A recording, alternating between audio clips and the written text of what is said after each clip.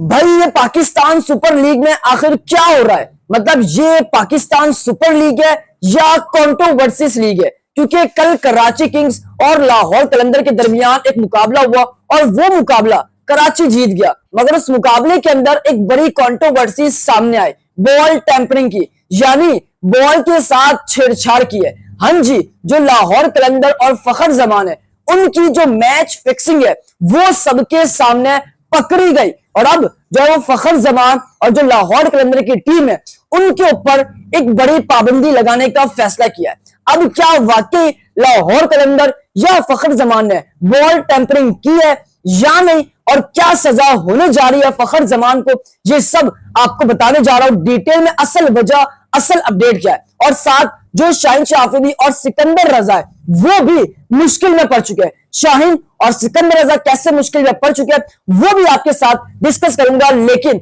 आप सबसे रिक्वेस्ट है इस वीडियो को एंड तक लाजमी देखना, क्योंकि आज आपको इस वीडियो में सब कुछ क्लियर हो जाएगा। लेकिन उससे पहले इस चैनल पर जितने भी नए व्यूअर्स है इस वीडियो को लाइक और इस चैनल को सब्सक्राइब लाजमी करें। सबसे पहले बात करेंगे, कल पाकिस्तान सुपर लीग का एक बहुत बड़ा थ्रिलर मैच होता है जिसका हम सब वेट कर रहे थे, यानी कराची किंग्स को 128 का टारगेट मिलता है और कराची किंग्स वो टारगेट आखिरी ओवर में चेस करता है। मतलब लाहौर कलंदर ने पुअर बैटिंग की, फखर जमान ने पुअर बैटिंग की, सबने पुअर किया, लेकिन जो सबसे खास पॉइंट था वो हारिस रऊफ था। हारिस रऊफ का जो लकब दिया गया रन मशीन का वो आज भी कायम रहा, यानी हारिस रऊफ एक तरह से पुअर बॉलर थे, है और रहेंगे, ये साबित हो गया। मतलब चाहे आप एशिया कप की बात कर लो, चाहे आप T20 वर्ल्ड कप की बात कर लो, और चाहे पाकिस्तान सुपर लीग में कल वाले मैच की बात कर लो, हारिस रऊफ कब पाकिस्तान की क्रिकेट की जान छोड़ेगा। मतलब हारिस रऊफ घटिया बॉलर है, ये साबित हो गया। 6 बॉलों के अंदर सिर्फ 14 रन हारिस रऊफ ने डिफेंड नहीं किए और उसी 14 रन के अंदर बॉल टेम्परिंग की जो मैच फिक्सिंग है वो सामने आती है। मतलब कल लाहौर आराम से मैच जीत सकता था, यानी अब ये देखे कि बॉल टेम्परिंग की और लाहौर मैच भी हार गया, लाहौर जलील भी हो गया और फखर जमान उसके ऊपर पाबंदी लगाने का फैसला कर लिया। ये क्या अजीब मंजर था। सबसे पहले मैं आपको बताता हूं कि होता क्या है। भाई 6 बॉलों के अंदर 14 रन चाहिए थे कराची किंग को जीतने के लिए और बॉल था पुराना। अगर बॉल टेम्परिंग ना होती तो शायद ये मैच लाहौर जीत जाता, क्योंकि बॉल टेम्परिंग के बाद 5 रन की पेनल्टी लगी, जिसके बाद 6 बॉलों के अंदर 9 रन चाहिए थे और फिर बॉल को तब्दील कर दिया और बॉल तब्दील हुआ जो बैटिंग कर रहे थे कराची किंग के बैट्समैन उनके मशवरे से।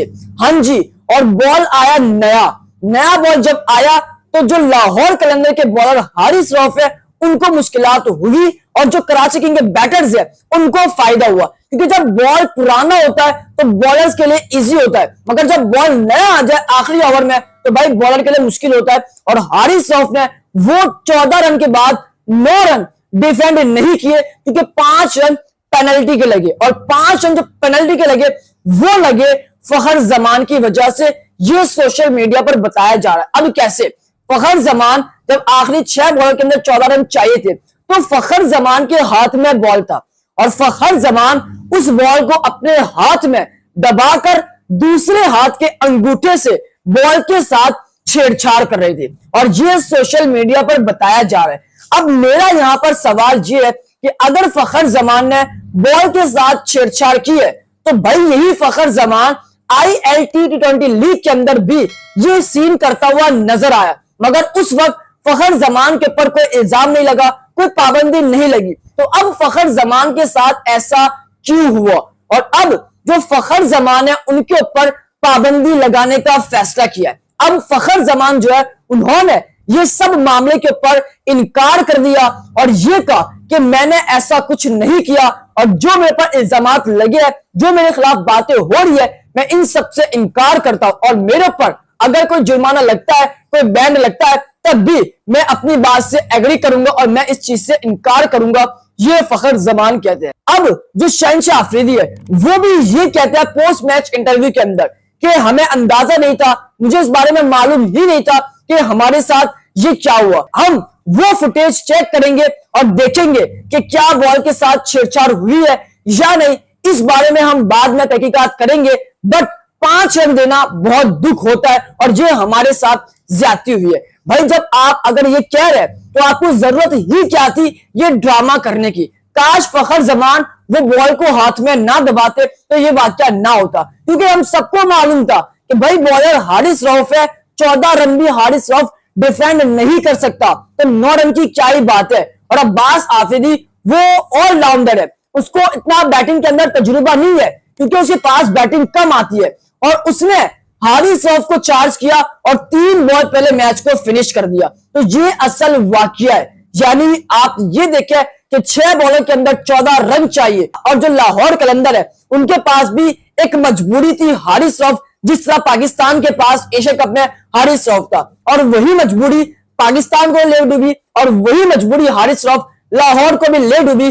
14 रन डिफेंड नहीं कर सके, उसके बाद जो 9 रन मिले वो भी डिफेंड नहीं कर सके, और फखर जमान इसके अंदर सबके सामने टॉप पर रहे, क्योंकि फखर जमान ने बॉल के साथ टेम्परिंग की है। ये जराए बता रहे हैं, ये सोशल मीडिया पर बताया जा रहा है, बट आपने बताना है क्या फखर जमान ने ऐसा किया है या नहीं। मुझे नहीं लगता कि फखर जमान ऐसा करेगा, क्योंकि भाई फखर जमान एक सीधा साधा बंदा है, उसने ILT20 लीग में भी ऐसा किया, उसका कुछ नहीं हुआ। लेकिन अब फखर जमान के साथ ये मैच रेफरी क्या कर रहा है ये समझ नहीं आती, बट फखर जमान ने साफ इनकार कर दिया कि मैंने ऐसा कुछ नहीं किया, मेरे ऊपर इल्जाम लगा है और मैं इसके ऊपर पूरा जाऊंगा, ये फखर जमान कहते हैं। अब फखर जमान के ऊपर पाबंदी लग सकती है, अब शायद उनके ऊपर जुर्माना आयद हो या फिर उनको बैन किया जाए कुछ मैचेस के लिए। तो ये लाहौर कलंदर के लिए बहुत बड़ा खतरा है अगर फखर जमान को बैन किया जाता, या फिर दोनों चीजें एक साथ की जाए, जुर्माना भी और बैन भी। तो ये फखर जमान को लेकर अपडेट है।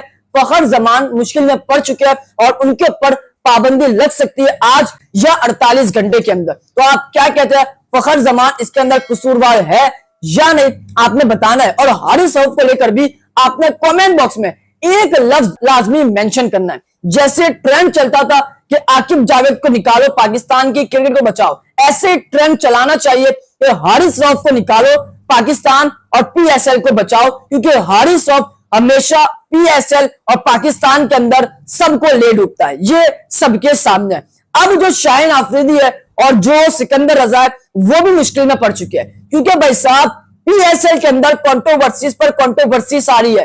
पहले कंट्रोवर्सीज आती है पिंक बॉल की, फिर कंट्रोवर्सी आती है नसीम शाह की, अब कंट्रोवर्सी आती है कि भाई साहब ये जो बॉल टेम्परिंग है, और एक और कंट्रोवर्सी आती है शाहीन और सिकंदर रजा गपशप कर रहे हैं अपने यार दोस्तों के साथ। ये क्या मामला है, मतलब जो कल टेम्परिंग हुई उसके ऊपर हैदराबाद ट्वीट करता है कि भाई टेम्परिंग बॉल से बेहतर तो पिंक बॉल थी।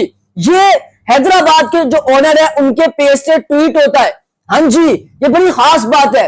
लेकिन साथ जो शाहीन और सिकंदर रजा है वो क्या कर रहे हैं, वो गपशप कर रहे हैं अपने यार दोस्तों के साथ अपने रूम्स के अंदर। तो भाई ये भी एक बड़ी कंट्रोवर्सी है, और इनके ऊपर भी जो है वो पुलिस ने केस कर दिया है कि भाई इन्होंने जो सिक्योरिटी है उसकी खिलाफ वर्जी की है और अपने यार दोस्तों को अपने रूम में बुलाया, जो कि ये गलत है। ये कह रहे पुलिस, ये कह रहे सिक्योरिटी। लेकिन सिकंदर रजा ये कहते हैं कि आज से मैं 4 से 5 साल PSL के अंदर खेल चुका हूं और हमेशा मैंने ये सब किया है, लेकिन उस वक्त कोई कंट्रोवर्सी नहीं बनी, लेकिन अब क्यों ये समझ नहीं आती। बट सिकंदर रजा ये कहते हैं कि मैं इतने सालों बाद अपनी फैमिली से, अपने यार दोस्तों से मिलता हूं, इसीलिए मैंने उनको बुलाया और मैंने शाहीन से रिक्वेस्ट की थी। तो शाहीन और सिकंदर रजा इनके आपस में भी एक कंट्रोवर्सी है कि ये अपने यार दोस्तों के साथ अपने कमरे में PSL के दौरान गपशप कर रहे हैं, और जो सिक्योरिटी है उनकी खिलाफ वर्जी करके अपने यार दोस्तों को अपने रूम तक बुला रहे हैं। ये बड़ी कंट्रोवर्सी है, जो कि पाकिस्तान सुपर लीग है वो आहिस्ता आहिस्ता नीचे जा रही है। एक तो पाकिस्तान सुपर लीग के अंदर क्राउड अलाउ नहीं है, दूसरा जो तीसरे मैच के अंदर पाकिस्तान सुपर लीग के अंदर जो चेयर्स के ऊपर ब्रांडिंग की वो भी कल मैदान में नजर नहीं आए, और फिर ये पाकिस्तान सुपर लीग में जो फॉरेन प्लेयर्स है वो बार बार चले जाते हैं IPL के अंदर, और अब ये कंट्रोवर्सीज से मतलब पाकिस्तान सुपर लीग को चलाने वाले ठीक नहीं है। मैं पहले ही कहता था कि जो मोहसिन नकवी है ये उनकी बस की बात नहीं है, चाहे पाकिस्तान क्रिकेट की बात हो, चाहे PSL की बात हो, चाहे डोमेस्टिक लेवल की बात हो, चाहे आप अंडर 19 टीम की बात कर ले, ये उनके बस की बात नहीं है, क्योंकि उनको क्रिकेट का इल्म नहीं है और जिसको क्रिकेट सौंपते हैं उनके पास भी इल्म नहीं है। तो भाई ये पाकिस्तान सुपर लीग को लेकर कंट्रोवर्सी सामने आ रही है और ये कंट्रोवर्सी अब रुकने वाली नहीं है। आप इस पर क्या कहते हैं? कमेंट बॉक्स में अपनी राय लाजमी मेंशन करें। जाते जाते सब्सक्राइब करें, इस वीडियो को लाइक करें, प्यारे से कमेंट करें। उम्मीद करता हूं कि आपको मेरा आज का ब्लॉग काफी पसंद आया होगा।